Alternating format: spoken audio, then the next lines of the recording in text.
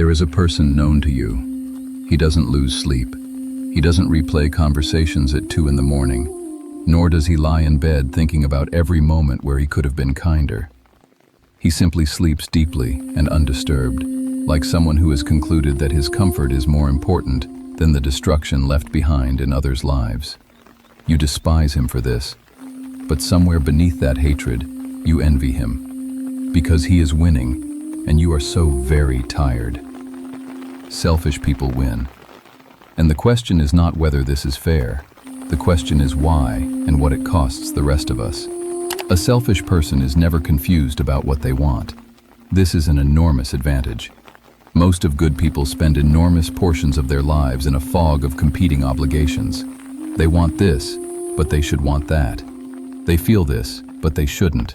They need to leave, but it would hurt someone if they left. And so they stay, and they split themselves trying to want the right thing and feel the right thing, and all that energy goes into internal negotiation instead of forward motion. The selfish person has no such fog. They are decided. And in a world where clarity is everything, and most people are drowning in ambiguity, being decided is almost a superpower.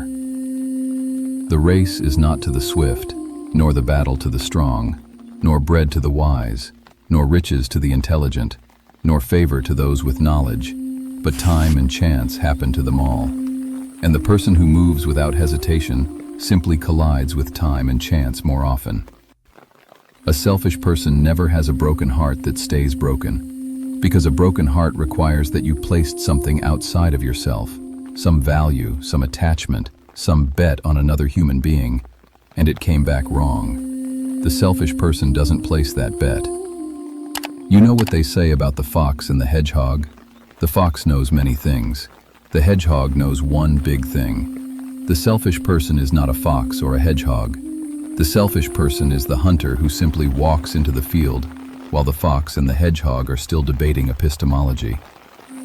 Stop completing the sentence "I want" with a justification. You want something, and that's it.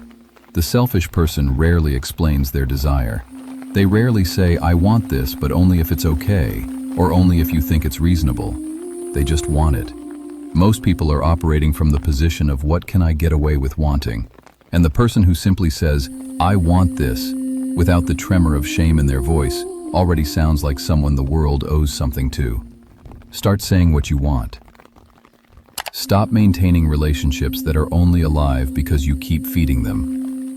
Those relationships where if you stopped reaching out first, the silence would be permanent. The ones where you do the emotional labor and they accept the results. The ones where you've reorganized your feelings 100 times so that there would be room for theirs.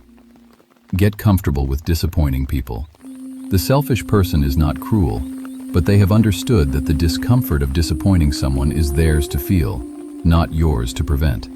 The pain of being told no is theirs to process, not yours to carry on their behalf. Someone else's unhappiness with your choice is not evidence that your choice was wrong. It is simply evidence that they wanted something from you, and you did not provide it. That happens. Stop explaining yourself to people who have already decided what you mean. The selfish person never over-explains. They say the thing once, and then they let it be whatever it is. The selfish person has learned to fill themselves up. Learn that part. Get whole first, then see what you want to give.